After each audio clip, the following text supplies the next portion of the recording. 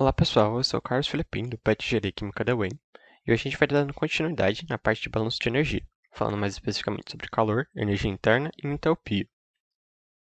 Relembrando um pouquinho, na última aula a gente falou sobre uma introdução sobre o tema de balanço de energia, alguns tipos de propriedades e dos tipos de sistema e também sobre trabalho. Agora a gente vai começar falando um pouquinho de calor e transferência de calor. Mas inicialmente, o que é calor? Na prática, é quando dois objetos de diferentes temperaturas, um mais quente e um mais frio, estão em contato e trocam energia, sendo que o que está mais quente se tornará mais frio e o que estará mais frio irá se aquecer.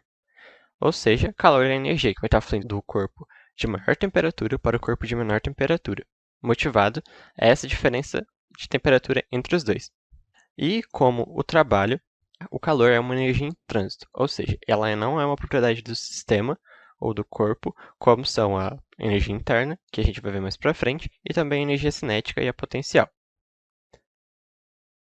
Falando um pouquinho mais agora do sinal do calor, nós podemos adotar o sistema para considerar quando ele é positivo ou negativo, como foi feito com o trabalho, e no calor, quando a energia está entrando no sistema, nós podemos considerar ele como positivo, e quando a energia está saindo do sistema, nós podemos considerar o calor como negativo.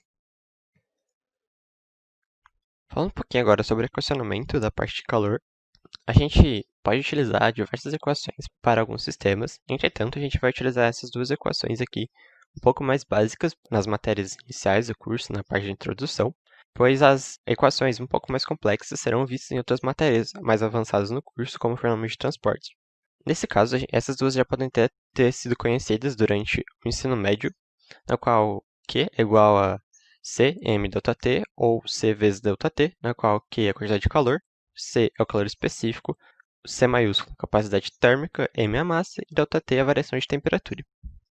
E também existe a relação entre a capacidade térmica e o calor específico, na qual a capacidade térmica é igual ao calor específico vezes a massa, sendo que a capacidade térmica é a grandeza física e determina a relação entre a quantidade de calor que é fornecida a um corpo e quanto essa temperatura vai variar. E falando agora sobre o calor específico, ele é a grandeza física intensiva que vai definir a variação térmica de determinado corpo ao receber certa quantidade de energia, e tem por unidade caloria dividido por grama vezes graus Celsius, devido ao calor específico e a massa, que é a nossa fórmula ali em cima. Um exemplo para ajudar a entender um pouco melhor o calor específico, contando que nós temos dois tanques com acetona líquida e água líquida, que têm a mesma massa, essas duas substâncias, e eles vão receber a mesma quantidade de calor. A acetona tem 0,5 caloria dividido por grama vezes graus Celsius como calor específico, e a água tem 1 caloria dividido por grama vezes graus Celsius como seu calor específico. Ou seja, ao fornecer a mesma quantidade de calor para essa mesma quantidade dessas substâncias, a acetona, ao final desse processo, vai ter uma temperatura maior do que a da água, porque ela necessita de menos energia para ter a sua temperatura alterada. Agora falando um pouco sobre os tipos de transferência de calor, eles são basicamente condução, convecção e a radiação. E eles vão se dividir em como o calor se propaga. Em condução, a energia calorífica é transmitida por meio dos corpos sólidos que vão se aquecendo. Ou seja, quando o corpo sólido vai se aquecer, a energia vai ser transferida para ele, a energia cinética das suas moléculas vai estar aumentando, e consequentemente a agitação dessas moléculas vai estar aumentando. Então, a agitação dessas moléculas vai ser aumentada, vai levar a aumento de temperatura. Na convecção, esse tipo vai ocorrer em substâncias que estejam no estado líquido ou no estado gasoso, e para isso, quando isso ocorre dentro desse tipo específico de transferência de calor, são criadas correntes de convecção, nas quais são determinadas pelas diferentes densidades que vão estar presentes ali durante o processo de aquecimento, na qual o fluido mais quente ele vai estar subindo dentro da corrente de convecção e o mais frio vai estar descendo, formando esse fluxo ali dentro do fluido, fazendo que a temperatura do fluido se altere dentro desse processo. E a radiação é o último processo, conhecida também como irradiação, é uma forma de transferência de calor que ocorre por meio de ondas eletromagnéticas. Essas ondas podem se propagar no vácuo, não necessitando de contato entre os corpos para ter uma transferência de calor como é necessário na condução. Esse exemplo vai trazer um pouco melhor sobre quais são os tipos e como elas ocorrem. Ali na nossa fogueira, nessa parte de baixo, o calor dela, a energia que ela vai estar emitindo, é transferida por meio de radiação para nossa chapa, na parte ali que podemos ver. Depois vai ocorrer condução entre a chapa e a panela e também entre o cabo da panela e a mão da pessoa, porque são meios sólidos, então o calor que vai ser transferido ali vai ser por meio da condução, na qual a energia vai estar sendo transferida e a agitação das moléculas vai estar sendo aumentada, então a temperatura será aumentada. E na chaleira vai acontecer uma condução entre a chapa e a base da chaleira, e entre o líquido lá dentro vai ocorrer uma convecção, na qual o fluido mais quente vai subir e o fluido mais frio vai descer, formando as correntes convectivas ali e tendo a nossa transferência de calor. Agora, para exemplificar um pouquinho sobre esse sistema, sobre transferência de energia, a gente vai classificar os seguintes sistemas: se ele tem trabalho, se ele tem calor, se ele tem ambos esse tipo de energia, ou não vai ter nenhum deles. E também vai falar um pouquinho sobre o sinal desses. O primeiro sistema que a gente vai estar avaliando é um gás em um cilindro, que ele vai ser comprimido por um pistão. Como resultado, a temperatura do gás se eleva. O gás é o sistema e o cilindro não é termicamente isolado.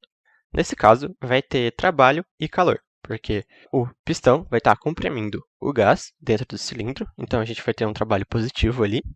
E como a temperatura do gás vai se elevar devido a essa compressão, então parte da energia do gás vai ser transmitida para a vizinhança, então ele vai estar perdendo energia na forma de calor, então o calor ali vai ser negativo.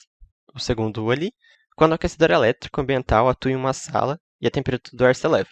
O sistema, nesse caso, seria a sala. A gente não vai ter nenhum tipo de trabalho, mas a gente vai ter um calor. E como o sistema é a sala e a sua temperatura é elevada, ela vai estar recebendo o calor do aquecedor.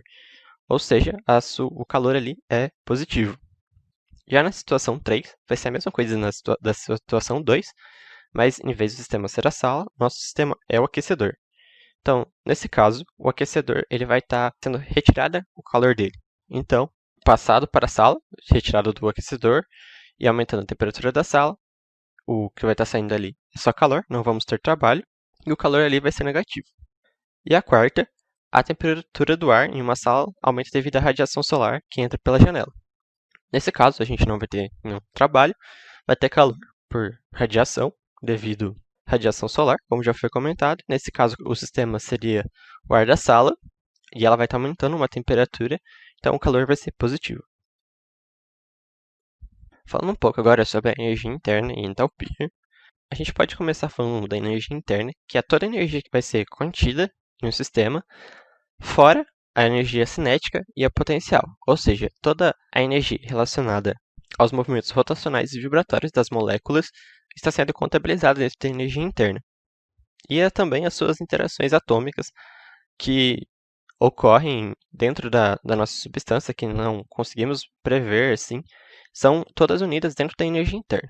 Mas não existem a energia interna dessa forma, não é possível medir ela diretamente, como pressão, temperatura, que a gente consegue pegar ela diretamente de um sistema. Ela precisa ser calculada. E a entalpia é um conceito de energia que se encontra nas substâncias, mas que se consideram as fronteiras dessas substâncias também. Entalpia, normalmente nós não falamos sobre a entalpia de uma substância, mas a gente fala mais sobre a relação da entalpia dentro em reações químicas, ou seja, quando a entalpia é positiva, quando a entalpia é negativa, a gente vai ver isso um pouquinho mais para frente. Tanto a energia interna quanto a entalpia são formas de energia, então elas vão ter unidades como Joule ou BTU, dependendo do tipo de sistema que você vai estar utilizando. E quando a gente está falando um pouco sobre energia específica, que vai ser a energia dividida pela massa ali, então ela pode ter unidades por Joule sobre grama, Joule sobre mol, kilojoule sobre quilomol, e diferentes outras variações, como BTU sobre Libra também, dependendo do sistema que a gente vai estar utilizando. E agora falando um pouquinho mais especificamente sobre a entalpia, como eu tinha comentado em relação às reações, ela é o que é o tipo mais comum. Quando a gente tem uma reação mais genérica ali, que A mais B formando C e D, quando esse sistema tem um ΔH negativo, ou seja, que a gente calcula, ela é uma reação exotérmica, e quando ela tem um ΔH positivo, ela é uma reação endotérmica, ou seja, quando ela tem um ΔH negativo, quer dizer que ela libera energia para fora, para a vizinhança. E quando ela tem um ΔH positivo, quer dizer que ela precisa de energia para ocorrer. Agora, falando termodinamicamente, como a entalpia ela é definida entre a soma da energia interna mais o produto da pressão vezes o volume. Nesse caso, a gente não utiliza realmente a entalpia para um valor absoluto, igual está ali, um H e um U, a gente normalmente não faz isso, a gente faz a variação dessas propriedades entre ΔH e um ΔU. Ou então a gente normalmente utiliza a equação de baixo, na qual ΔH é igual a ΔU mais a variação do produto de P vezes V. Entretanto, nem sempre a gente vai conseguir utilizar essa relação, pois normalmente a gente não tem o ΔH e nem o ΔU e a gente precisa encontrar esses dois, e só com essa equação não é possível. Então, a gente trabalha com outras equações, outras relações termodinâmicas para determinar o ΔH e o ΔU, e para isso a gente precisa utilizar calores específicos. A gente já comentou sobre o calor específico daquela outra equação. Naquele caso, a gente utilizava um único para sólidos e líquidos. Entretanto, quando a gente trabalhar com gases, que são muito comuns também, a gente não pode utilizar um único. Nós precisamos considerar um calor específico quando a volume constante e um calor específico a pressão constante, pois quando a gente está aquecendo os gases em cada uma dessas condições, ou a volume constante ou a pressão constante, a forma de aquecimento vai ser diferente. Então, aqui a gente tem as relações entre a entalpia e o Cp e a energia interna e o Cv. Nesse caso, elas estão em uma forma de derivada. Normalmente não é mais utilizada, então a gente pode integrar as duas equações, chegando que ΔH vai ser da variação de temperatura da T1 a T2, o Cp vezes ΔT e por ΔU da temperatura 1 a temperatura 2 vezes o C vezes o ΔT. Nesse caso, quando o Cp e o Cv dependem da temperatura, a gente precisa utilizar as equações na forma integral, como já está mostrado. Entretanto, quando o Cp e o Cv não dependem da temperatura ali, a gente pode simplificar a nossa equação, na qual o ΔH vai ser simplesmente o valor do Cp vezes a variação de temperatura e o ΔU vai ser somente o Cv vezes a nossa variação de temperatura, sendo um pouco mais simples quando esses dois calores específicos não têm uma dependência em relação à temperatura. A gente vai aprender um pouco mais à frente como utilizar nos dois casos, quando ele depende e quando ele não depende da temperatura. Um exemplo, para ver um pouquinho melhor, hidrogênio vai ter um Cp para 100 kPa e 25 graus Celsius, que pode ser considerado constante igual a 0,029 kJ mol vezes graus Celsius, e seu Cv, nas mesmas condições, é igual a 0,021 kJ mol vezes graus Celsius, e a gente quer saber qual vai ser a variação da entalpia e a variação da energia interna para que 1 mol de H2 seja elevado de 25 a 50 graus. Nesse caso, ele já deu um valor de Cp e um valor de Cv para a gente. Então, a gente não vai precisar se preocupar se ele depende ou não da temperatura, porque nós já temos diretamente os valores. Então, a gente pode utilizar as equações diretas, na qual ΔH é igual a Cp ΔT e ΔU igual a Cv ΔT. Voltando agora para fazer a conta, na qual a gente já viu qual equação é utilizada, a gente vai multiplicar o nosso Cp de 0,029 vezes a variação de temperatura, que vai ser de 25 graus Celsius. Então, a gente vai chegar no resultado de 0,725 kJ por mol, na qual a gente já tem a quantidade de matéria ali, que é de 1 mol. Multiplicando por isso, chegamos que o ΔH é igual a 0,725 kJ. Fazendo o mesmo para o ΔU, trocando o Cp pelo Cv, chegamos em 0,525 kJ por mol, multiplicando por 1 mol presente ali, é igual a 0,525 kJ. Então, essas são as variações do ΔH e do ΔU para esse processo. Agora, a gente vai falar um pouquinho quando o Cp vai depender da temperatura e a gente vai ter que utilizar a equação na forma integral. E como que a gente vai saber isso? Quando o calor específico vai variar muito com a temperatura, então a gente vai ter que utilizar certas equações que vão dar o Cp em cada temperatura. Então, a gente vai ter que utilizar essa expressão aqui do Cp, na qual A mais B vezes T mais C vezes T ao quadrado mais D vezes T ao cubo. Ela pode variar um pouquinho, depois eu vou mostrar ali, dependendo da substância que a gente vai estar utilizando. Essa é a forma mais comum. Então, a gente vai ter que utilizar essa equação do Cp dentro da nossa forma da integral, na qual a gente tem integral de T1 a T2 vezes ΔT. E também, quando a gente tem gases ideais, a gente pode utilizar a relação de Cp igual a Cv mais R visto que só existem tabelas com A vezes o B e o C e o D. Para o CP, é mais difícil você encontrar elas para o CV, então a gente pode utilizar, no caso de gases ideais, essa relação, que CP é igual a CV mais R, quando a gente precisará utilizar o CV. Depois a gente vai ter um exemplo que vai mostrar um pouquinho melhor isso daqui. Esse caso é uma das tabelas que podem ser encontradas em diversos livros, tanto de introdução quanto de fundamentos de engenharia química, na parte de termodinâmica também. Vão ter essas tabelas de capacidades caloríficas, na qual a gente vai ter o composto que a gente vai estar procurando, o estado que o composto vai estar, podendo ser líquido ou gasoso, que vai estar sendo mostrada aqui, nessa coluna, e também vai ter a forma da equação, aqui forma 1 ou forma 2.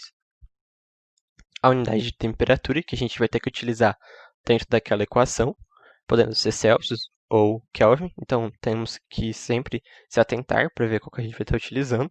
E depois os valores de A, B, C e D, e o intervalo de temperatura que a gente pode utilizar essa equação, esses valores. E quando a gente olha aqui, dando um zoom ali naquela parte, a gente pode ver as duas formas, forma 1 e forma 2. Então, o que está avaliado aqui, forma 1, a gente utiliza essa, e caso esteja forma 2, pegamos a equação de baixo. Aí, escolhendo a forma, que vai estar aqui, olhando aqui em o composto, a gente vai pegar o A, o B, o C e o D, ou o A, o B, A e B, caso só tenha esses dois, ou A, B e C, caso só tenha esses três, ou o D no lugar do C, varia de cada composto. A gente vai pegar os valores aqui, entretanto, esses valores aqui são 42,43, é o valor de A vezes 10 a terceira. Então, quando a gente for substituir na nossa equação, a gente tem que multiplicar esse 42,43, ele da primeira linha do acetileno, vezes 10 a menos 3, para a gente chegar no valor do A real. A mesma coisa a gente vai fazer para o B, multiplicando ele vezes 10 a menos 5, para o C, vezes 10 a menos 8, e para o D, vezes 10 a menos 12. Agora, para exercitar como que a gente utiliza aquela tabela que a gente viu ali atrás, a gente vai tentar determinar o CP e o CV para o gás carbônico. Utilizando a mesma tabela da qual ali, a gente vai pegar o dióxido de carbono, que vai estar na penúltima linha, CO2 aqui, ele vai estar no estado gasoso, e a gente vai utilizar a forma 1, que vai ser a forma que vai estar mostrada aqui, a mais comum. Então, a gente vai pegar agora o valor de A, o valor de B, o valor de C e o valor de D. O valor de A, a gente vai pegar ali onde está marcado como a coluna 1, que vai ser de 36,11 vezes 10 a menos 3, devido ao valor de A lá em cima. Em B, vai ser um valor de 4,233 vezes 10 a menos 5, e depois a gente vai substituir. O valor de C é menos 2,887 vezes 10 a menos 8, e o valor de D é de 7,564 vezes 10 a menos 12. Dando um zoom para ficar um pouquinho melhor. Ali tem o valor de 36, o valor de 4 vezes 10 a menos 5, o 287 vezes 10 a menos 8 e o 7 vezes 10 a menos 12. Então a gente nunca pode se esquecer de que for substituir de colocar as potências de 10 a menos 3, 10 a menos 5, 10 a menos 8 e 10 a menos 12.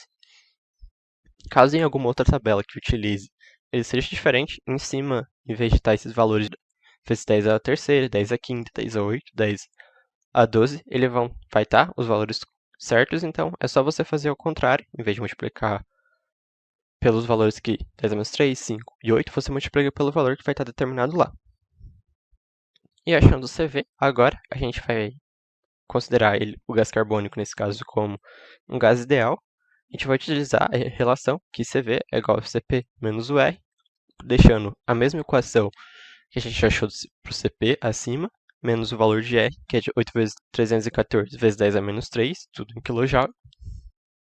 Substituindo ali, a única diferença que a gente vai ter no primeiro termo, que seria o A, vai ser o A, menos o valor do R, chegando a 27,76 vezes 10 a menos 3, que vai ser a única diferença, os outros termos continuam iguais.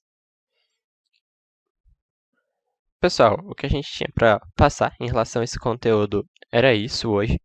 Então, não esqueça de se inscrever no canal, compartilhar com os amigos. Qualquer dúvida, estamos à disposição. Muito obrigado.